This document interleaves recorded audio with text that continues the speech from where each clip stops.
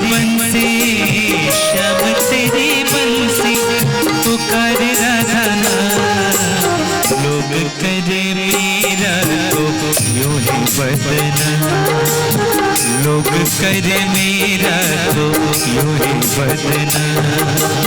सांवरे की बंसी सांवरे की बंसी को बजने से राधा कभी शाम हो मेरा कभी शाम, राधा कभी शाम हो मेरा कभी शाम।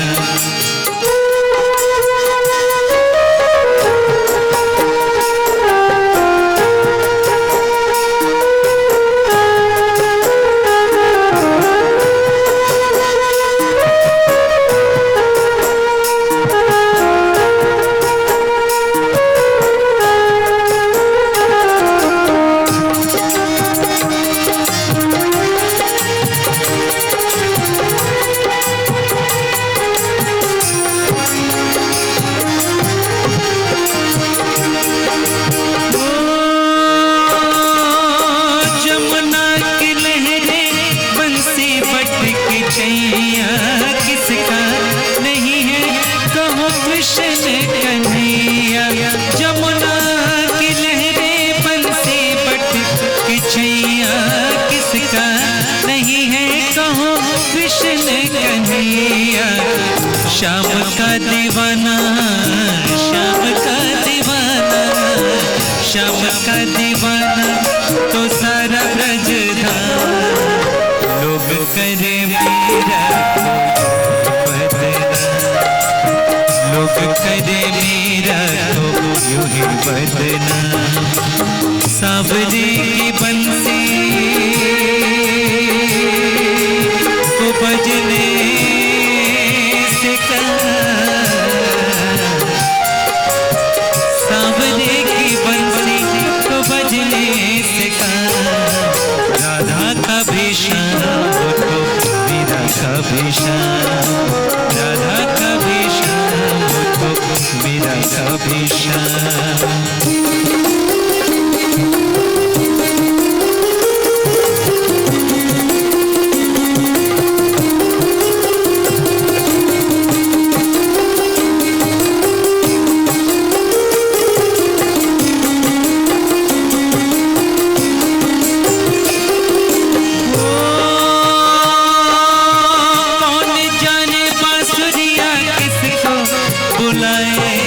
जिसके मन भाए उसी के गुण गाए। कौन जाने बांसुरिया किसको बुलाए, जिसके मन भाए उसी के गुण गाए। कौन नहीं मुरली के धुन का गुलाम, कौन नहीं मुरली के धुन का गुलाम। राधा कभी शाम हो मेरा कभी शाम, राधा कभी शाम हो मेरा कभी शाम, राधा कभी शाम हो मेरा कभी शाम, राधा कभी शाम हो मेरा कभी शाम। श्रीमन् महागणाधिपतये नमः। लक्ष्मी नारायणाभ्याम नमः। उमा महेश्वराभ्याम नमः। सची पुरंदराभ्याम नमः। मातृपितृचरण कमलभ्यो नमः। इष्ट देवताभ्यो नमः। कुल देवताभ्यो नमः। ग्राम देवताभ्यो नमः। स्थान देवताभ्यो नमः। वासु देवताभ्यो नमः। वाणी हृदय गर्भाभ्याम नमः। सर्वेभ्यो देवेभ्यो नमः। सर्वेभ्यो ऋषिभ्यो नमः। गुरु ब्रह्मा गुरु विष्णु गुरुदेवो महेश्वर गुरु साक्षात् परब्रह्म तस्मै श्री गुरुवे नमः।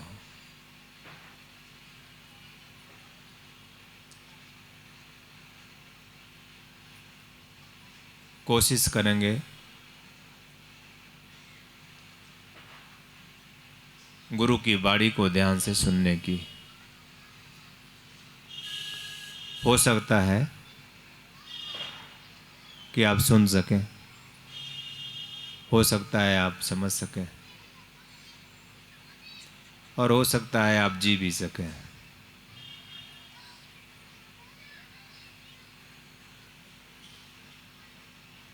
चेष्टा आपकी कौवे जैसी होनी चाहिए। काग चेष्टा, कौवे की चेष्टा। ध्यान आपका बगुले की तरह एक पैर पर खड़ा हो जाता है और मछली के इंतजार में बिल्कुल हिलता नहीं है। ध्यान लगाए रहता है कि कब मछली आएगी।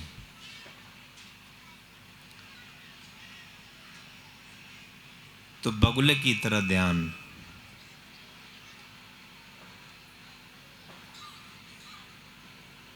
जब बगुले की तरह ध्यान होगा तो जो गुरु की वाणी निश्रित होगी, मैं निमित्त मेरे माध्यम से शायद आप वो सुन सकोगे।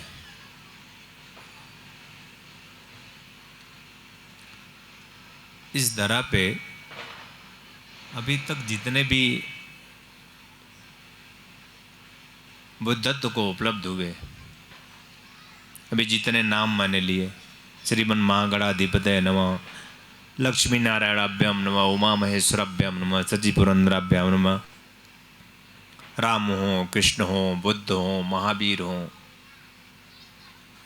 लक्ष्मी हो, काली हो, सरस्वती हो, सिर्फ नाम रह गया है।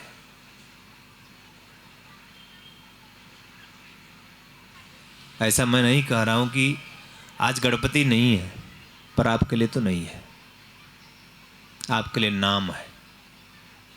श्रीमन महागणाधिपतये नमः। रिद्धि और सिद्धि नाम है, शुभ और लाभ नाम है। ये जीवन में होना चाहिए, पर हमारे जीवन में ये नहीं है और होने की कोई संभावना भी नहीं है। इस पर चिंतन करना, इस पर विचार करना कि हम नित्य इन नामों का स्मरण करते हैं, पर इन नामों में जो गुण धर्म है वो हमारे जीवन में नहीं है।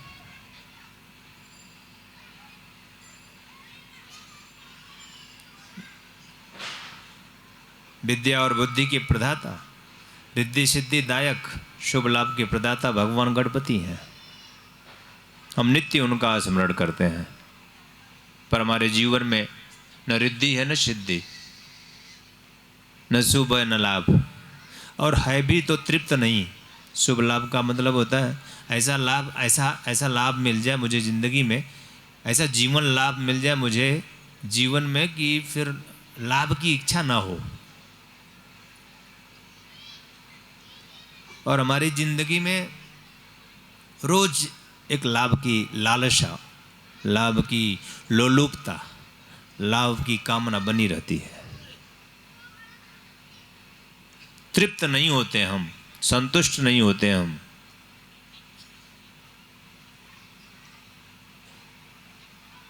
तो फिर हमारा गणपति स्मरण करना, उनका चिंतन करना, उनका मनन करना कहाँ तक यथार्थ है। जितने भी देवों का मैंने अभी नाम लिया, सिर्फ उसमें एक देवता ऐसे हैं जो माता पिता हैं, हमें दिखाई देते हैं। मातृपितृ चरण कमलोभ्यो नमः, प्रत्यक्ष देवता हैं।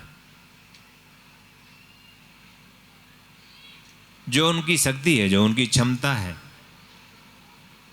उससे मुझे कुछ लाभ मिलता है। माँ मुझे भूख लगी है तो आपको खाने की व्यवस्था करती है, पर गणपति से आप कहो गणपति मुझे भूख लगी है,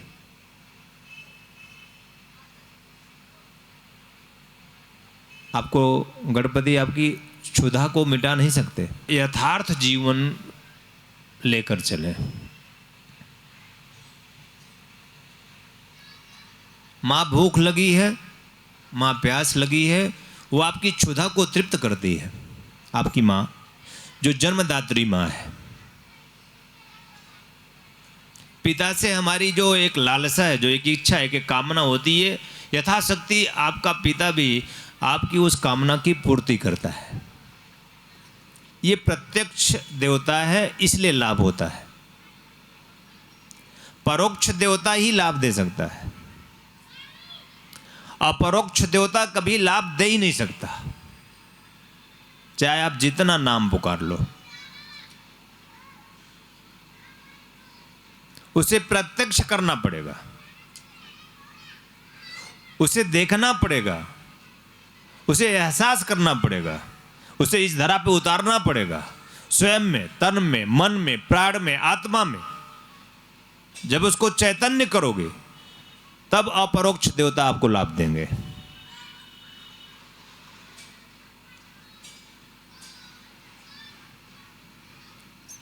समय तो जा ही रहा है, रुक कर सोचो आप, अभाव क्यों है, दुख क्यों है, दैन्यता क्यों है, दरिद्रता क्यों है, लोलुपता क्यों है। ये मत सोचो राम क्यों है या नहीं है, राम है कि नहीं है, बुद्ध है कि नहीं है, महावीर है कि नहीं है, ईश्वर अल्लाह है या नहीं है। इस पर चिंतन करने की क्या जरूरत है। दरिद्रता क्यों है, अभाव क्यों है, दुखी जीवन क्यों है, बड़े भाग्य का जीवन हमारा दुखी जीवन क्यों। क्या हमारा यही भाग्य है कि ये दुर्भाग्य है। अगर आपको चिंतन करना है तो आप इस पर चिंतन करो, और यह चिंतन आप तब करोगे जब आप जागृत गुरु के पास समीप बैठोगे, चैतन्य गुरु के समीप बैठोगे।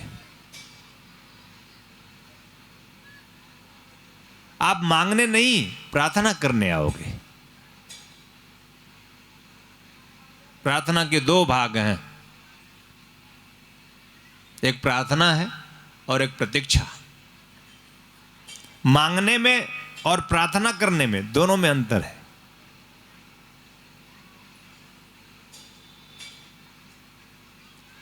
और प्रार्थना केवल उसी की सुनी जाती है जो प्रतीक्षा करता है, जो इंतजार करता है। ईश्वर हो, अल्लाह हो, आप कितना भी चिल्ला लो, चिल्लाने से, प्रार्थना से कोई लेना देना नहीं। राम हो, कृष्ण हो, ईश्वर हो, अल्लाह हो, चाहे जितना जोर से चिल्लाओ,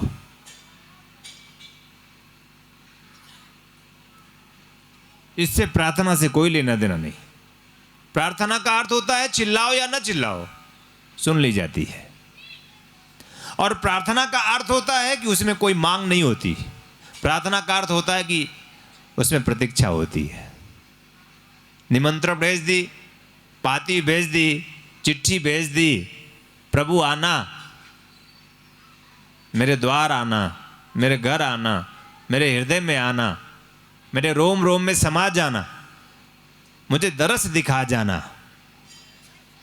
और पाती भेजकर निश्चिंत हो गया और इंतजार करने बैठ गया एक भक्त, एक साधक, एक शिष्य कि मेरा प्रभु आएगा। आओगे कि नहीं आओगे ये प्रार्थना में नहीं है। आएगा जरूर, आज आएगा, कल आएगा, परसों आएगा, आएगा जरूर। परसों नहीं तो इस जन्म में आएगा जरूर, और इस जन्म में नहीं तो अगले जन्म में आएगा। पर मैं इंतजार करती रहूंगी, मैं प्रतीक्षा करूंगी।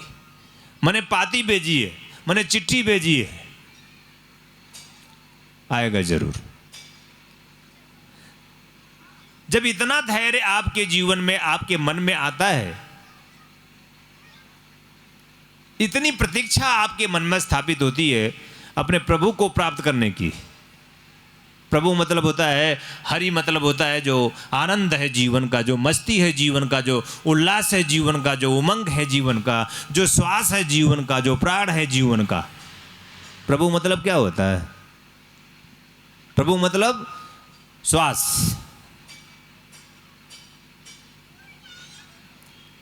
खोज हमारी गलत है, दिशा हमारी गलत है, रास्ते हमारे गलत हैं। अगर रास्ते गलत हो तो चाहे जितनी भी तेजी से हम चलें, हम पहुंचेंगे नहीं। दिशा सही होनी चाहिए। एक सही दिशा में चलोगे तो चाहे जितना धीरे चलो, एक दिन पहुंचोगे जरूर। तेज चलोगे तब भी पहुंचोगे, और दौड़ के जाओगे तब भी पहुंचोगे। दिशा सही होनी चाहिए। लेकिन अगर दिशा नहीं सही है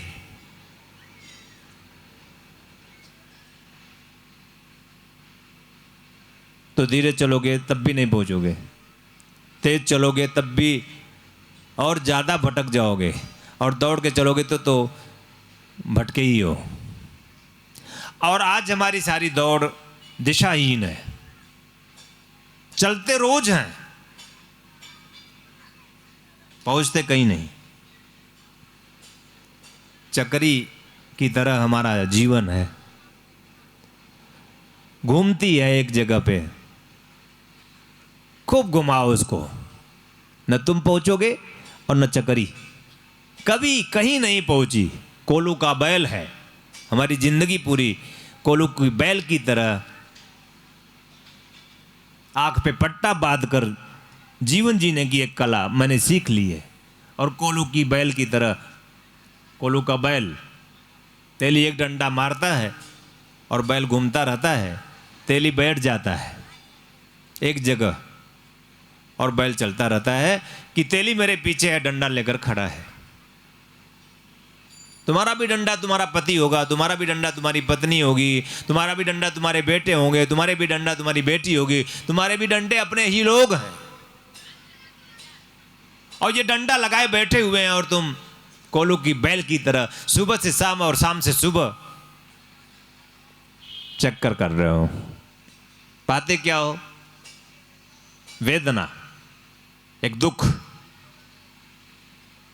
एक उपेक्षा, एक तनाव। कोई आनंद नहीं मिला। श्वास है, प्रभु है, गुरु है, गणपति है, राम है, कृष्ण है, बुद्ध है, महावीर है, वह चैतन्य परमात्मा इस चराचर जगत में जब से मैंने जन्म लिया तब से हमारे साथ है। और फिर भी मैं दुखी हूं। क्यों? क्योंकि समझा नहीं कि परमात्मा किसे कहते हैं। कोई गुरु नहीं मिला, उसके पास बैठे नहीं, जीवन को समझने की कोशिश नहीं की। गुरु को मैंने आदमी समझा, गुरु को मैंने व्यक्ति समझा, गुरु को मैंने अपने जैसा समझा, जबकि गुरु तो शाश्वत है। शाश्वत मतलब, गुरु शाश्वत मतलब वो जो राम में जो आया और चला गया। राम गुरु नहीं, राम में जो आया वो गुरु। कृष्ण गुरु नहीं, कृष्ण में जो आया वो गुरु। बुद्ध गुरु नहीं, बुद्ध में जो आया वो गुरु। इसी तरह से ब्रह्मा में जो है, और ब्रह्मा जिसके बल पे, जिस शक्ति के बल पे, क्षमता के बल पे अपने कार्य को करता है वो गुरु। मैंने गुरु को क्या समझा कि ये बैठा हुआ व्यक्ति जो बोल रहा है ये गुरु है, तो गुरु बट गया। ये मेरा गुरु हो गया, वो तेरा गुरु हो गया। गुरु भी बटा। क्यों बटा? क्योंकि ज्ञान भेद हुआ। सही ज्ञान गुरुओं ने दिया नहीं। उन्होंने कहा कि मैं तेरा गुरु हूं। बहुत ही साफ शब्दों में सुनिएगा, ब्रह्मा आपकी जिंदगी में जब से आपने होश संभाला है आज तक आपके लिए कुछ भी नहीं किया है, करेगा भी नहीं। विष्णु भी कुछ भी नहीं किया है, करेगा भी नहीं। और शिव तो कदापि नहीं कर सकता। हमारी पहुंच नहीं है, हमारी शक्ति नहीं है, हमारी क्षमता नहीं है, हमारी चेतना नहीं कि हम ब्रह्मा और विष्णु और शिव के लेवल पे जाएं। और जब तक हम उस ऊर्जा के समकक्ष नहीं जाते तब तक ब्रह्मा जो है, जो हमारे अंदर ही श्वासों में है, तब तक हम इस सृष्टि की संरचना जो हम खुद बनाते हैं, जो हम खुद निर्माण करते हैं, जो अपने घर परिवार को चलाने की कोशिश करते हैं, जो हम जन्म देते हैं अपने परिवार में, वो पूर्णता के साथ कर नहीं पाएंगे। जन्म देते हैं अपने परिवार में, वो पूर्णता के साथ कर नहीं पाएंगे। कुछ न कुछ अभाव होगा, कुछ न कुछ दुख होगा। हमारे जन्म देने में ही कुछ न्यूनता होगी, कुछ कमी होगी।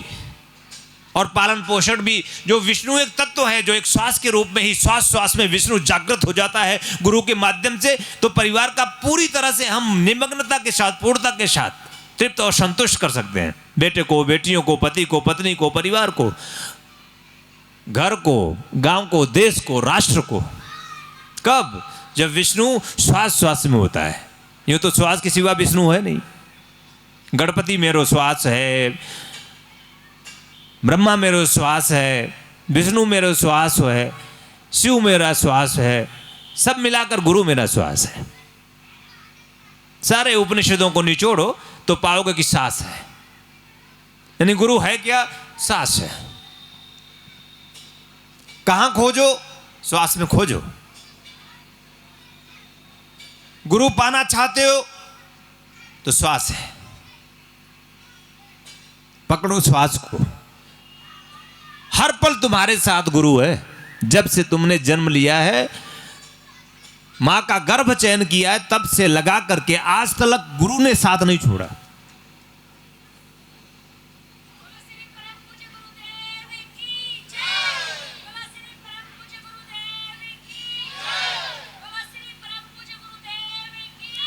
सारे साथ छूट जाते हैं, सारे साथ छूट जाएंगे अगर इस बात को तुम नहीं समझोगे कि श्वास ही गुरु है।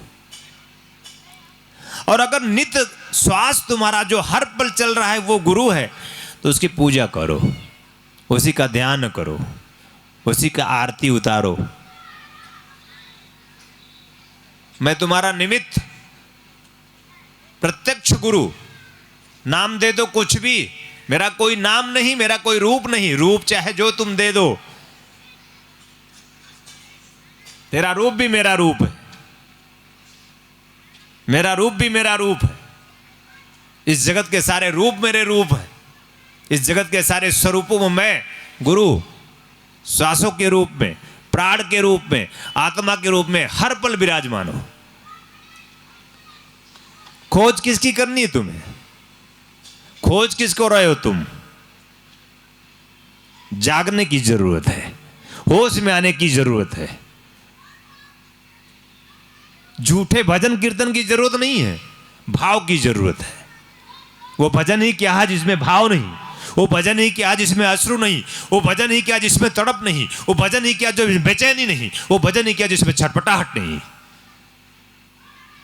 तुम्हारा भजन गाना व्यर्थ, तुम्हारा जीवन व्यर्थ। समय पास किया तुमने और समय ही पास कर रहे हो। जगो, जागोगे तो पाओगे, जागोगे तो तुम्हारी जिंदगी में सवेरा होगा। इस संसार में, प्रकृति में तो रोज सवेरा होता है, रोज सूर्य निकलता है, अपना काम करके चला जाता है, लेकिन तुम्हारी जिंदगी में सवेरा नहीं होता।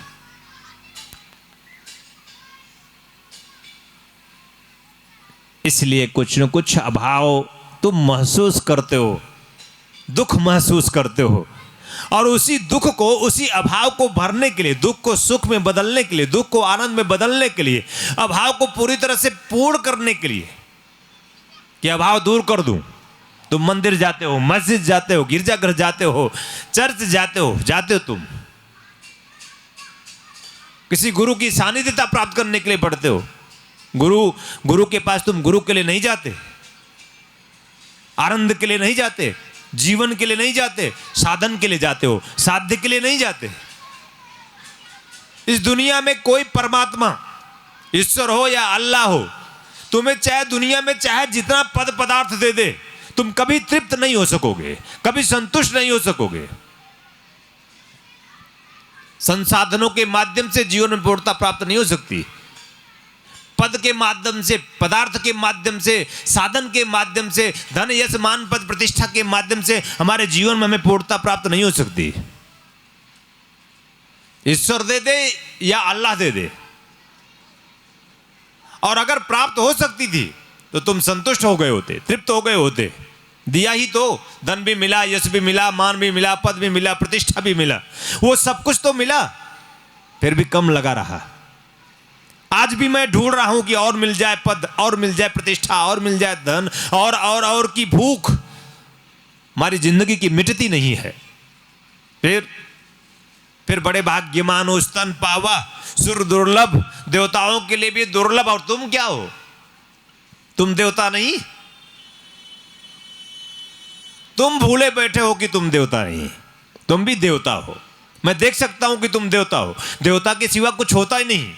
देवता दिव्यता, देवता पवित्रता, देवता श्रेष्ठता, देवता सर्वोच्चता, देवता का ये देवता की परिभाषा है। जिसमें भी दिव्यता है, जिसमें भी पवित्रता है, जिसमें भी श्रेष्ठता है, जिसमें भी सर्वोच्चता है, जिसमें भी उच्च कोटि का चिंतन करता है, वो देवता होता है।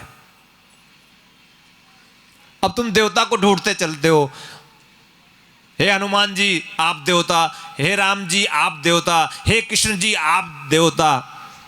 उस समय आए थे, उस समय विशेष में मेरा वो स्वरूप था गुरु का। खेल खेलना था, खेल कर गए। बुला लो, बता दो, कृष्ण से मिल लो, असंभव। झूठी खोज है तुम्हारी, कृष्ण ही तो है। तुम कौन हो? मैं कौन हूं? अगर वो है, गुरु है, कृष्ण गुरु है, उसमें है जो खेला, तो मेरे अंदर खेल रहा है। मैं कृष्ण ही तो हूं, कृष्ण के सिवा कुछ भी नहीं है। तुमने कृष्ण को समझा नहीं। कृष्ण तुम्हारे समक्ष हो, तुम भी कृष्ण हो। कृष्ण के बिना तुम हो ही नहीं, और अगर कृष्ण के बिना तुम हो नहीं तो तुम क्या हो? फिर खोज किसकी है? फिर जिए क्यों नहीं? क्यों मुस्कुराए क्यों नहीं? आनंद उठाए क्यों नहीं? नाचे क्यों नहीं? झूमे क्यों नहीं? क्यों? क्योंकि ऐसा कोई गुरु जागृत नहीं मिला जो तुम्हें जगाए। सोने वाला कभी। ध्यान योग की निर्मल धारा जन जन के हृदय में प्रवाहित करने वाले ब्रह्म स्वरूप स्वामी श्री कमलेश्वरानंद जी की चेतना का साक्षात्कार ब्रह्मवाणी, एक ऐसी रचना जिसका अवतरण स्वयं हुआ है और जिसकी साक्षी बनने का सौभाग्य मिला पूज्य गुरुदेव की परम प्रिय शिष्या सुश्री नम्रता कमलिनी को।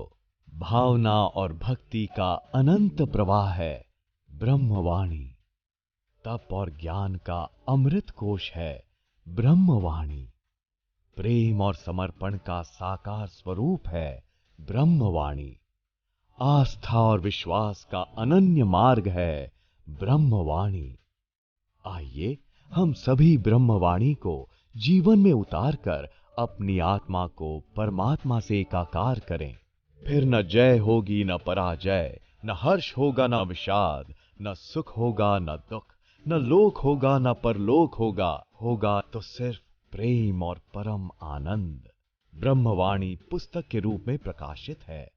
ब्रह्म स्वरूप तत्व चिंतक मंत्र तंत्र यंत्रविद पूज्य गुरुदेव स्वामी श्री कमलेश्वरानंद जी द्वारा रचित मानव उपयोगी विभिन्न विषयों पर साधनात्मक रहस्यों से परिपूर्ण पुस्तकें श्री गुरु रहस्यम, साधना विधान रहस्यम, गुरु पादुका विधान रहस्यम, यज्ञ विधान रहस्यम, षोडश संस्कार दीक्षा रहस्यम तथा पूज्य गुरुदेव के दिव्य प्रवचनों भजनों की सीडी वीसीडी डीवीडी प्राप्त करने और भारतीय संस्कृति की धरोहर ज्योतिष मंत्र तंत्र यंत्र जैसी गोपनीय रहस्यों से भरपूर जीवन की समस्त समस्याओं का समाधान कराने वाली आध्यात्मिक पत्रिका निखिल सत्य दर्शन की सदस्यता के लिए संपर्क करें। ओम निखिलम ओंकार निखिलम गुरु निखिलम गुरुद्वार निखिलम ओम निखिलम